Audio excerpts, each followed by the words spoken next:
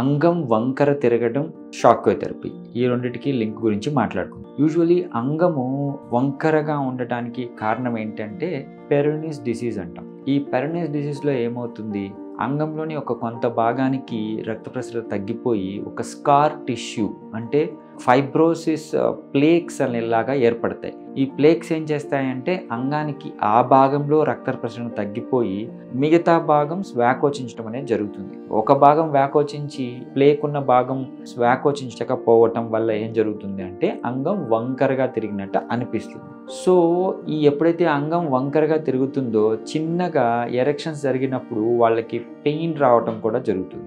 Pain రావటమే కాదు, చిన్నగా ఎరెక్షన్స్ కూడా తగ్గుతాయి. ఇది ప్రోగ్రెషన్ ఆఫ్ పెరోనిస్ డిసీజ్ అంటాం. అంటే ఫస్ట్లో సింపుల్గా వంకర తిరిగి ఉంటుంది, తర్వాత అంగం స్తంభించినప్పుడు పెయిన్ వస్తుంది, చిన్నగా ఎరెక్షన్స్ కూడా తగ్గుతాయి. ఈ ఓవరాల్ కాంపోనెంట్ని పెరోనిస్ డిసీజ్ అంటాం. ఈ పెరోనిస్ డిసీజ్ని ఎలా ట్రీట్ చేయాలి అంటే దీనికి ఏదో మెడికేషన్స్ పెడితే ఆ అంగం స్ట్రైట్ అయిపోవటము, పెయిన్ తగ్గటము, పెయిన్ కిల్లర్లు వేయటము, లేకపోతే వంకర తిరగడాన్ని ఆపరేషన్ చేయటము, లేకపోతే ఎరెక్షన్స్ని పెంచడానికి బ్లడ్ సప్లై పెంచటము అలాంటి మెడికేషన్స్ కాకుండా షాక్ వేవ్ థెరపీ అంటే ఒక మసాజింగ్ టెక్నిక్ లాంటిది అప్లై చేయడం అనేది జరుగుతుంది. సో దీంతో ఏమవుతుంది, ఏదైతే ఆ ప్లేక్స్ కాల్షియం డిపాజిట్స్ కూడా అయి ఉంటాయి ఈ ప్లేక్స్లో, అవి కొద్ది గొప్ప సాఫ్టన్ అవ్వడం అనేది జరుగుతుంది. సో బేసికలీ పెరోనిస్ డిసీజ్లో ఈ షాక్ వేవ్ థెరపీ మెయిన్ ఉపయోగం ఏంటంటే ఈవెన్ అక్యూట్ కేసుల్లో కూడా పెయిన్ తగ్గిస్తుంది, లాంగ్ టర్మ్లో ఎరెక్షన్స్ని ఇంప్రవైజ్ చేస్తాయి.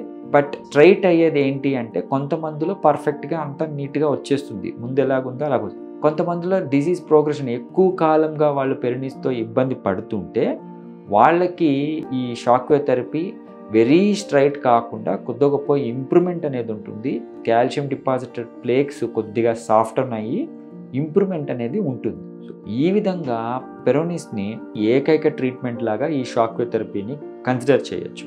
సో ఇది safest method. Basically shock wave therapy ఏంటి అంటే నాట్ ఓన్లీ పెరోనిస్, అంగస్తమన లోపాల్లో మనం ఎక్కువ అప్లై చేస్తుంటాం. పెరోనిస్కి డిసీజ్ ప్రోగ్రెషన్ లేకుండా ఈ షాక్ వేవ్ థెరపీని అప్లై చేస్తాం.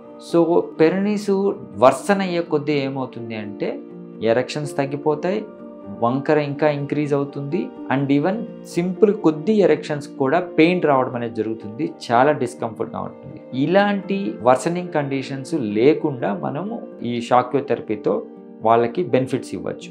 సో ఈ షాక్ వేవ్ థెరపీ వల్ల వాళ్ళకి ఎటువంటి సైడ్ ఎఫెక్ట్స్ కానీ, వర్సనింగ్ కండిషన్స్ కానీ, డిస్కంఫర్ట్ కానీ ఏమీ ఉండవు.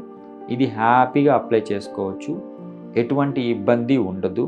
ఈవెన్ డయాబెటీస్లో ముఖ్యంగా ఈ పెరోనిస్ ఎక్కువ ఉంటుంది. సో ఇది one of the reason diabetes వస్తుందంటే కూడా ముందు ఎరెక్షన్స్ ఇలా తగ్గిపోవటం కానీ, పెరోనిస్ డెవలప్ అవటం కానీ జరుగుతుంటాయి. ఇవన్నీ గమనించుకొని ట్రీట్మెంట్ తీసుకోవడం అనేది బెటర్. సో దీన్ని యూస్ చేసుకోగలరు. Thank you.